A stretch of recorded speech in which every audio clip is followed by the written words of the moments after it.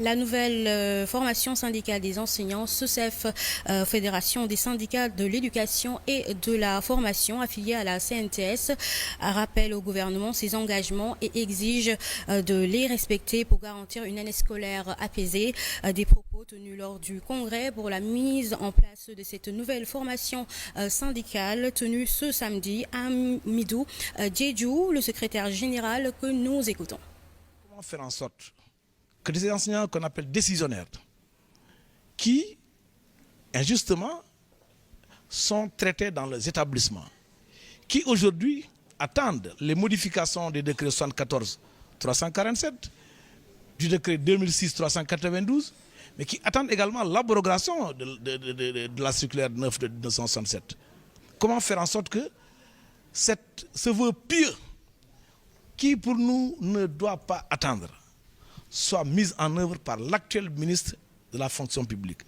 Je le dis parce qu'avec le ministre sortant, les syndicats d'enseignants et le gouvernement avaient entamé un excellent travail qui, à ce jour, a connu un coup d'arrêt, qui ne se justifie pas.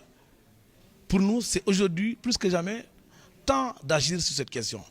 Mais l'autre aspect, l'autre défi, c'est comment faire en sorte que les 5000 enseignants qui sont recrutés par le gouvernement en 2021, qui attendent d'être reclassés dans le corps, dans les différents corps qui doivent être intégrés, mais qui, sur la base d'un décret, ne peuvent pas l'être à ce jour. Comment faire en sorte que ces enseignants-là puissent légitimement et dans les meilleurs délais, mais être à même de déposer ce dossier. Il ne faut pas que les gens, mais délibérément, prennent la décision de plomber la carrière de ces enseignants.